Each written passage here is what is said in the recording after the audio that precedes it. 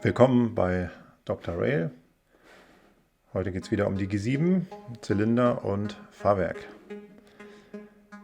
Da gibt es im Wesentlichen zwei Hauptpunkte. Einmal die Zylinder, die sind etwas größer bei der G7 und haben die charakteristische Lenz-Ventilsteuerung mit diesen 4 Fortsätzen hier auf der Oberseite. Und beim Fahrwerk sind es insbesondere die Gegengewichte in den Speichenrädern, die es mir angetan haben. Bei der 55 sind die ja hier gerade abgeschnitten sozusagen und bei der G7 sind es kreis- oder ellipsenförmige Abschlüsse, die auch nochmal so die besondere Optik machen. Und darum geht es jetzt. Da die Zylinder, wie gesagt, verbreitert werden mussten, habe ich mir gedacht, ich säge einfach die Originalzylinder aus Kunststoff auseinander und setze da entsprechende Distanzstücke rein, also damit die passende Länge erreicht wird. Hier ein Stück Sperrholz und nochmal ein 2 mm ABS. Und das Ganze wieder sehr sorgfältig geschliffen und am Ende auch noch gespachtelt, gibt dann schon in sehr guter Näherung die passende Größe. Und oben angesetzt sieht man auch schon die Ventilsteuerung. Die ist hier in erster Näherung erstmal recht einfach ausgeführt. Funktion ist damit gegeben. Die Optik lässt sich aber auf Dauer sicherlich auch noch etwas schöner gestalten. Nach einem ersten Spachteldurchgang und hier auch schon mal nach Grundieren und erstem Farbdurchgang. Zum einen ist zu sehen, der Spachtel muss noch etwas sauberer nachgearbeitet werden und die Lackierung ist auch noch nicht ganz vollständig, deckt noch nicht vernünftig, aber nicht so schlimm, ist ja erst der erste Durchgang. Wenn man ungefähr so eine Fleckenoptik erreicht hat, dann weiß man schon, jetzt ist man eigentlich schon recht weit an dem Punkt, wo es wirklich glatt und gerade ist. Und so sehen die Zylinder dann nach dem Lackieren aus. Vernünftig deckender Farbauftrag und von der Verlängerung mit Holz und Kunststoff ist praktisch nichts mehr zu sehen. Ganz leichte Gebrauchsspuren sieht man, aber am Ende ist es ja auch eine über 100 Jahre alte Lok, die hier nachgebildet werden soll. Also ein paar Ecken und Kanten darf sie gerne haben. Die Zylinder werden mehr oder weniger genauso befestigt wie vorher. Kann man einfach einhängen und verschrauben und dann sind die auch vernünftig fest. Mit dem Rot und dem Grün ist das schon mal eine sehr schöne Optik.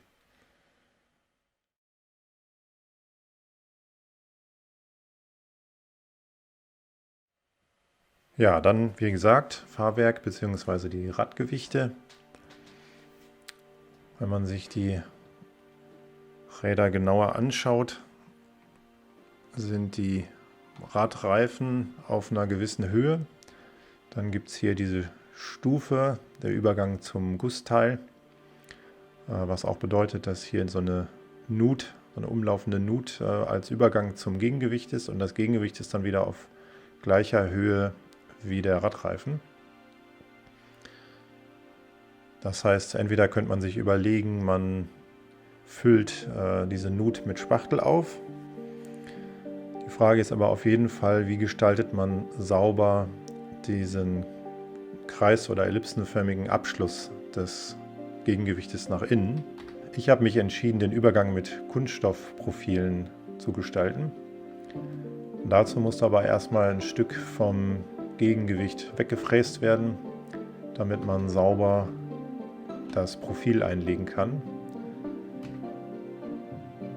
Im Endeffekt ist es dann so gekommen, da es doch relativ gut spannend zu bearbeiten war, dass ich das ganze Gegengewicht sozusagen um einen halben Millimeter abgefräst habe und habe dann ein Stück ABS-Kunststoffplatte komplett wieder eingesetzt. Das lässt sich nämlich wunderbar im richtigen Radius bearbeiten vorher und dann einkleben und der restliche Spalt lässt sich dann ganz gut verspachteln.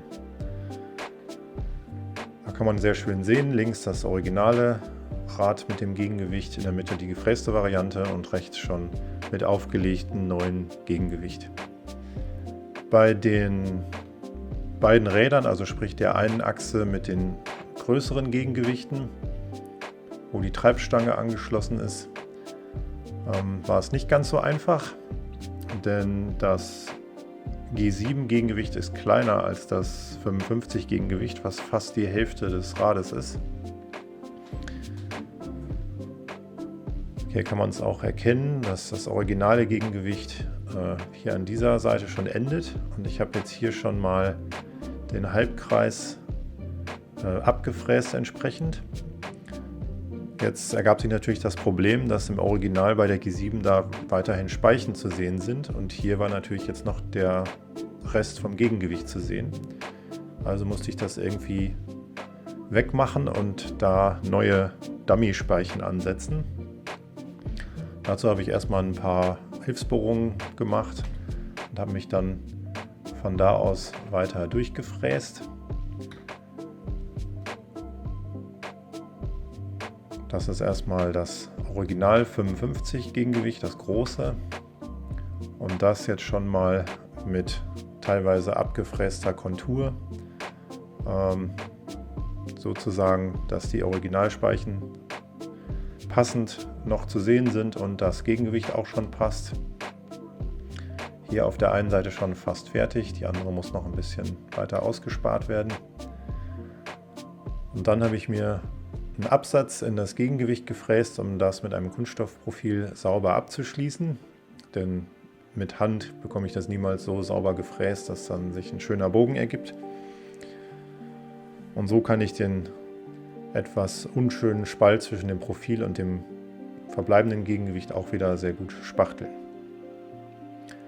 Und hier sieht man auch die neu angesetzten Dummy-Speichen. Das sind auch einfach wieder Kunststoffprofile, passend zugeschliffen und dann wieder eingeklebt, sodass sich am Ende nach dem Farblackieren dann wieder eine sehr schöne Gesamtoptik des Rades ergibt.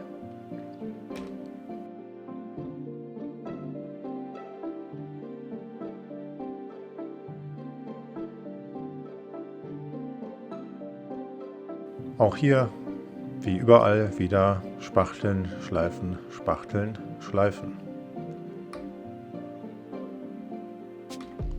Teilweise habe ich hier den Spachtel relativ dick auftragen müssen. Kann man hier unten zum Beispiel sehen. Das führt dann zu gewisser Schrumpfung. Da muss man dann entsprechend auch mehrere Durchgänge machen, um die Schrumpfung wieder auszugleichen.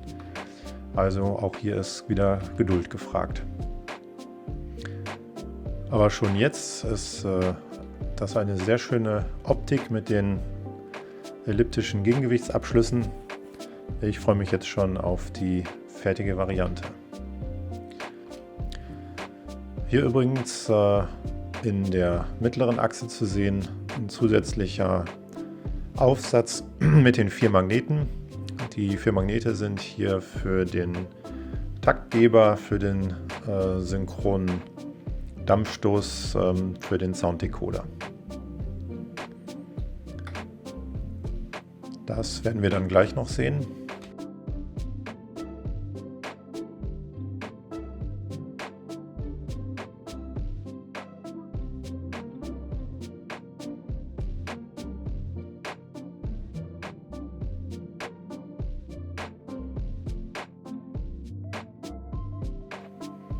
Ja, hier auch nochmal beim zweiten Rad ganz innen nur dünne Speichen zu sehen.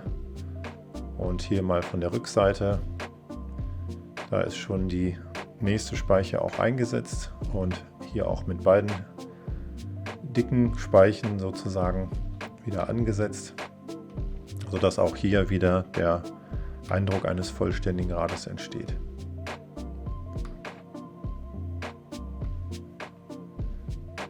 Das Ganze dann schon mal probemontiert, noch ohne Farbe, sieht schon sehr gut aus. So hatte ich mir das vorgestellt. Und dann mit Farbe, aber noch ohne Gestänge, auch erstmal als Probe, ob das Getriebe vernünftig zusammengebaut ist. Das ist nicht ganz trivial, weil es wegen einer elektrischen Kontaktfeder ein bisschen unter Spannung steht. Aber auch das hat im Endeffekt alles gut funktioniert. Die neu angesetzten Speichen sind kaum von den Originalspeichen zu unterscheiden. Schon gar nicht, wenn man aus einem halben oder einem Meter Entfernung auf die Lok guckt.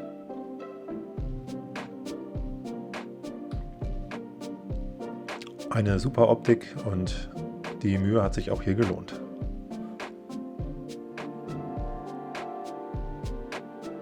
Hier sieht man, dass die mittlere Achse federnd gelagert ist.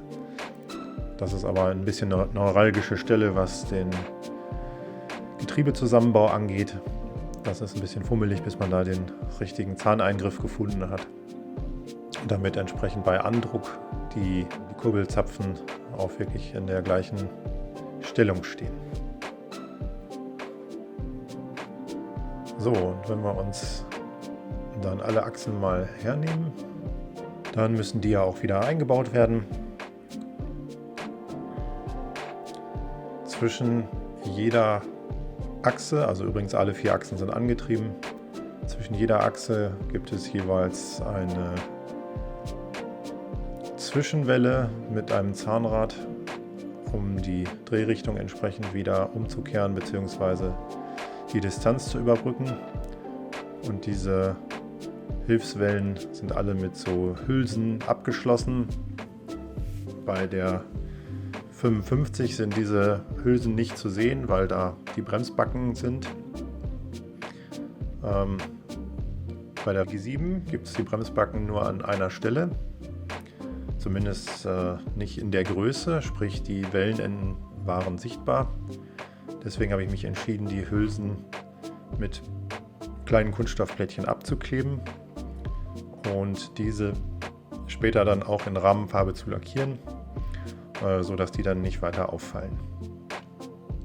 Hier mit montierten Achsen kann man auch den Hall-Sensor erkennen, vor dem die 4 Magnete für den zylindersynchronen Dampfstoß vorherfahren. Der Hall-Sensor benötigt 3 Kabelverbindungen plus minus und Takt.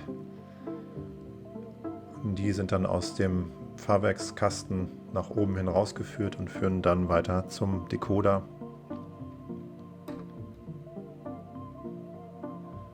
Der Hall-Sensor ist nochmal auf eine kleine Platine gelötet und an der Platine kann man den dann viel besser fein positionieren und an der Stelle dann auch festkleben.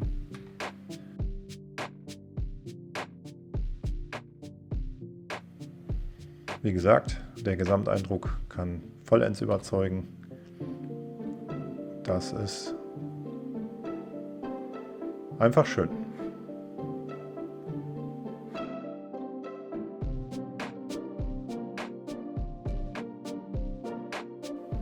Am Rahmen waren auch einige Änderungen erforderlich. Da musste ein bisschen was abgefräst werden, passend gemacht werden. An den Zylindern standen noch Befestigungslaschen über, die wurden weggefräst. Für die Auflageprofile, dann für die Kabelverlegung habe ich einige kleine Gussstege noch entfernt, damit die Kabel schön verschwinden können. Auch das hintere Auflageprofil bzw. dessen Auflage musste entsprechend plan gefräst werden.